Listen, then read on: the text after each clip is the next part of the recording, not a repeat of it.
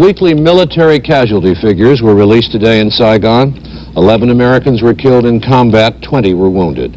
More than 900 South Vietnamese soldiers were killed and more than 3,200 South Vietnamese wounded.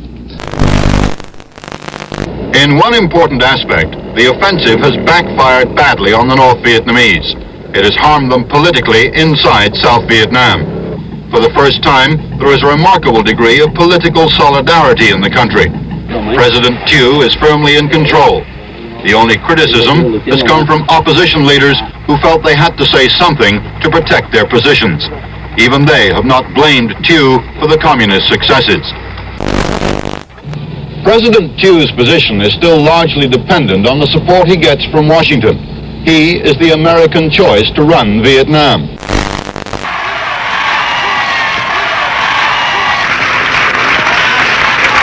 Ladies and gentlemen, the President of the United States. We are certifying the 26th Amendment to the Constitution of the United States. That amendment, as you know, provides for the right to vote of all of our young people between 18 and 21. 11 million new voters as a result of this amendment. A massive shock rippling out of the mountains just north of the San Fernando Valley. Hitting here, missing there, but shaking most of Southern California. Fires everywhere.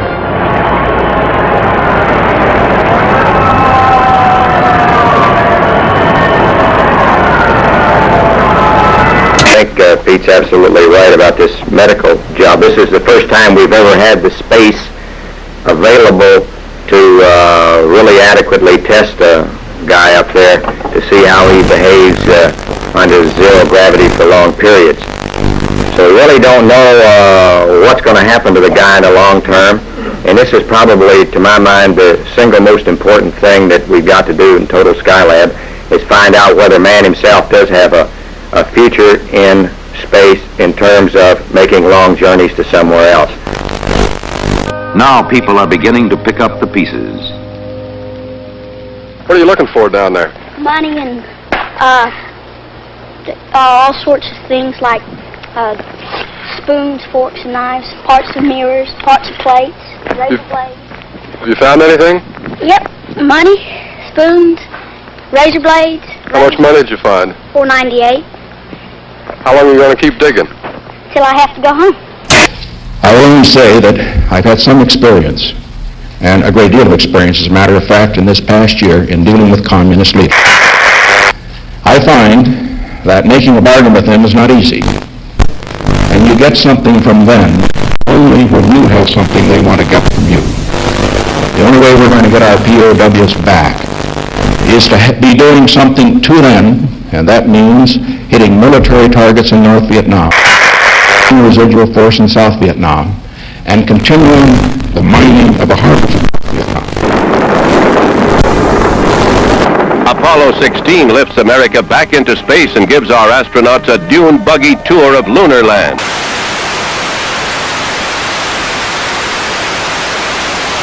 Okay. I think that it's interesting to consider what Margaret Mead said about women who are honored in authority in this country. She said that, in fact, widows are the only such women, because what you have to do is be married to a man who has a certain position, live out your role of childbearing and housekeeping, then through no fault of yours he dies, and then alone is it all right for you to take over his job. We've decided that that's awfully hard on the men.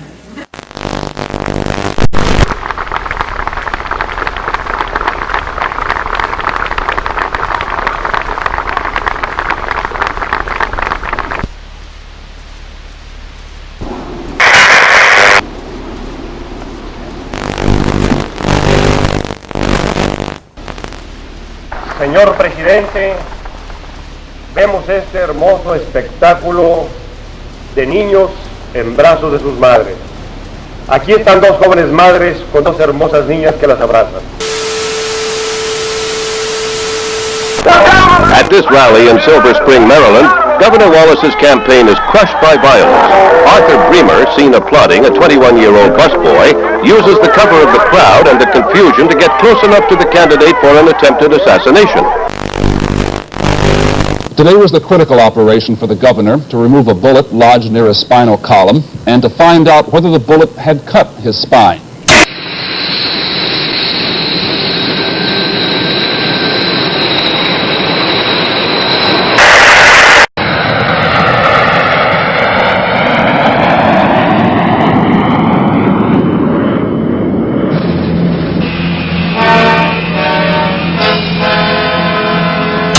A controversial day in politics.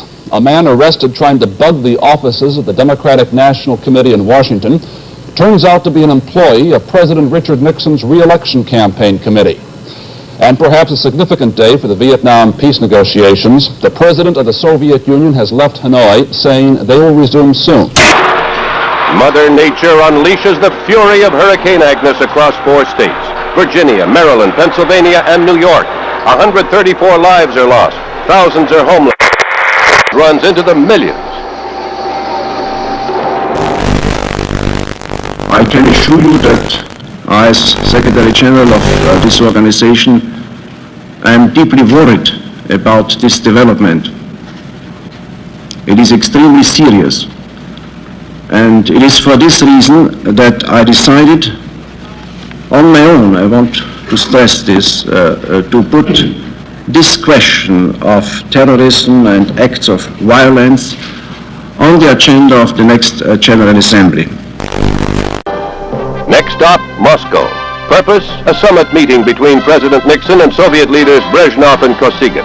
Agreement is reached on limitations of nuclear weapons, the sale of American wheat to the Soviets, and the trade of beverages, our soft drinks for their vodka.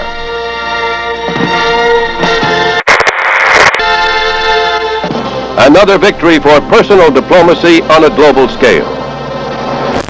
In a field 4 miles from London Airport. The tail section was intact, but the body of the plane was demolished. With the Paris peace talks stalled, the Vietnam War worsens. Responding to a devastating Viet Cong offensive, President Nixon orders new measures. All entrances to North Vietnamese ports will be mined to prevent access to these ports and North Vietnamese naval operations from these ports. But Gordon wasn't in Hanoi, apparently to talk about a new peace effort. He said, and that the Soviet Union will do everything it can to bring about a de-escalation of the Vietnam War. Paris continues to be the focal point of world attention. American negotiators arrive for another in a long series of peace talks with the North Vietnamese.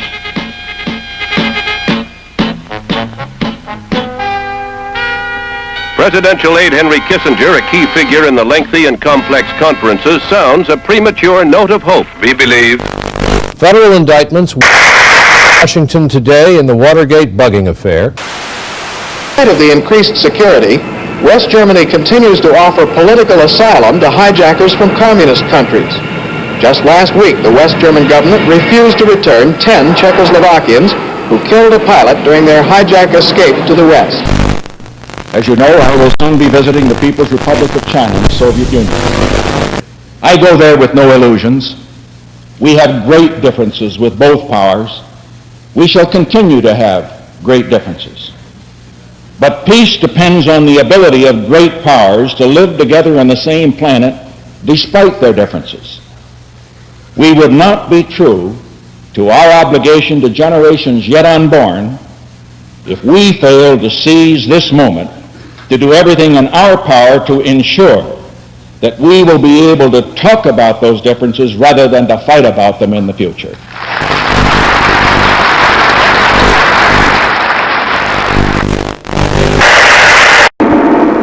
Peking, historic site for an unprecedented meeting between East and West. Responding to a special invitation, President and Mrs. Nixon arrive.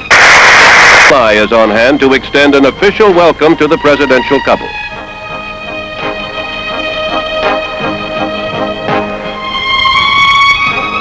It's Mr. Nixon's initial move toward his self-proclaimed goal, a generation of peace.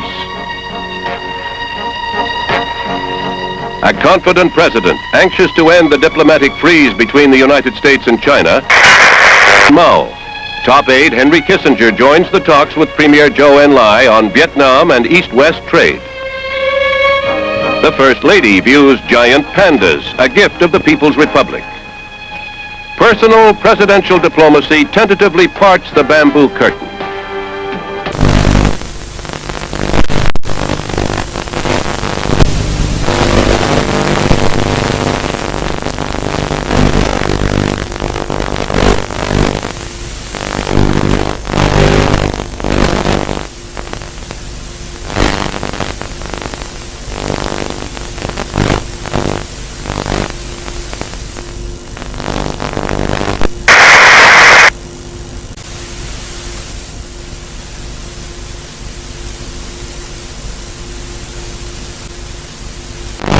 His condemnation of U.S. military actions in Vietnam and revealing he brought back assurances from Hanoi about the release of American prisoners of war. Including the foreign minister, talked for well over an hour with the prime minister, 2 hours and 45 minutes with the foreign minister, and I've got both verbal and written assurances about the prisoners. Clarence Kelly, the president's choice to be permanent head of the FBI, cleared the Senate Judiciary Committee today. We'll have reports tonight on the economy, and we'll see what happened to a fat man who had part of his insides cut out in an effort to be a thin man. Massive crowds take to the streets of the Egyptian capital. Euphoria. After 5 lean years, there are signs that Egypt is about to stand on its own feet.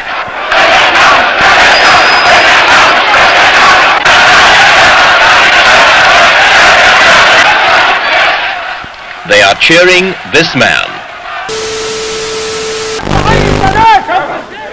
It was then that President Anwar Sadat dropped his diplomatic bomb.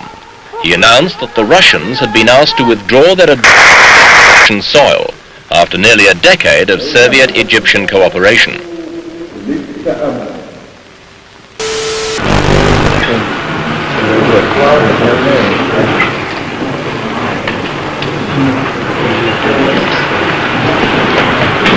Televised violence can increase aggressive tendencies in some children. We will have to manage our program. I congratulate you for that statement.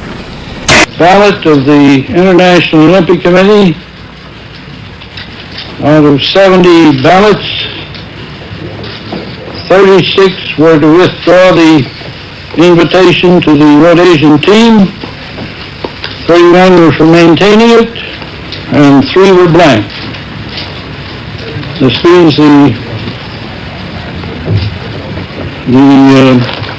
invitation to the Rhodesian team to participate in the games of the 20th Olympiad has been withdrawn. The Rhodesians left angry. Representatives of Nigeria, Ghana, Kenya, and Uganda were jubilant. The expulsion of Rhodesia culminated a campaign that saw American black athletes pledge to walk out with the Africans. Now their teams, they say, will unpack their suitcases, give up their threatened boycott, and the Summer Olympics can go on.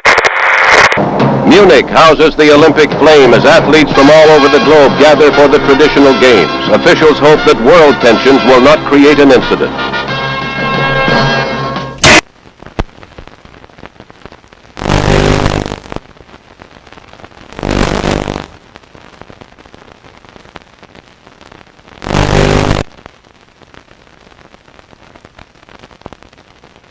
The President's press secretary said of this incident, "I'm not going to comment from the White House on a third-rate burglary attempt. Obviously," he said, "we don't condone that kind of second-rate activity." There was little Republican reaction today to the charges that they mounted a massive intelligence and sabotage operation against the Democrats. Not moving a chess piece, he emerged world champion. Spassky had phoned the judge and conceded to the stronger position Fischer had achieved at adjournment the night before. In Paris, on Avenue Kléber, in a former Gestapo headquarters, politicians have been talking for 4 years about ending a war. The truth of the matter is that the Paris peace talks, hailed as a major breakthrough in 1968, have by 1972 achieved nothing. The delegates still turn up, make accusatory speeches, and leave. And yet in other parts of Paris, secret meetings between Americans and North Vietnamese did attempt to break the deadlock. The American initiative was led by President Nixon's special advisor, Dr. Henry Kissinger. Since 1970, he has met North Vietnamese leaders 12 times.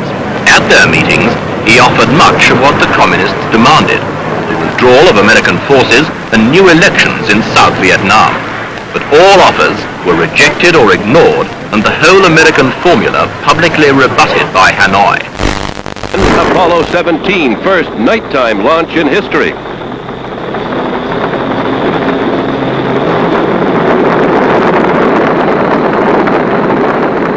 The body of former Chief Executive Harry S. Truman lies in state.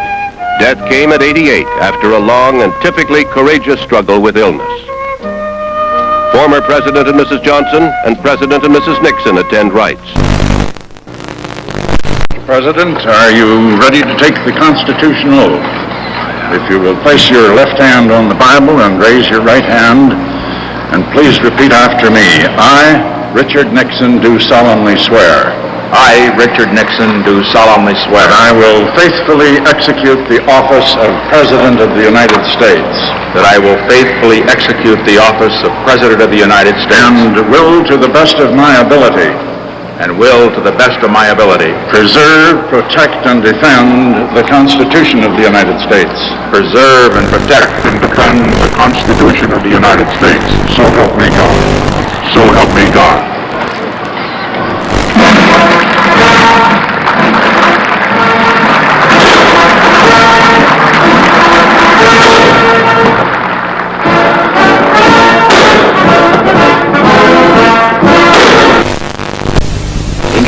An unheralded former White House aide named Alexander Butterfield drops a bombshell. The president has secretly taped all of his White House conversations, including those involving Watergate. The president had already installed a new attorney general to handle Watergate.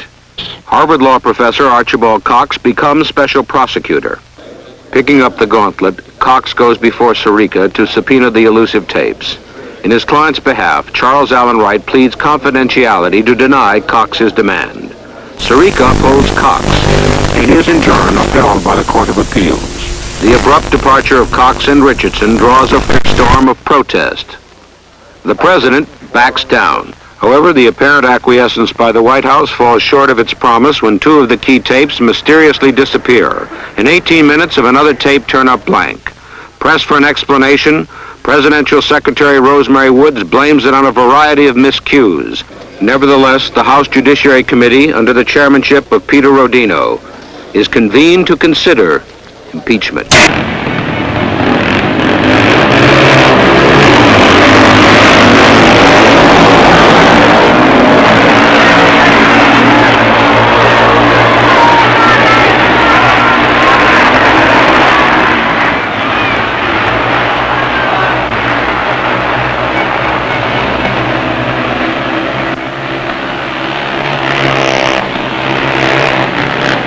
While the president was involved, that he did not realize or appreciate at any time the implications of his involvement. And I think that when the facts come out... We went on the pay board in an effort to try to make the controls work, but it's now very clear that there's no real attempt to control inflation. The only real attempt is to control the wages of working people.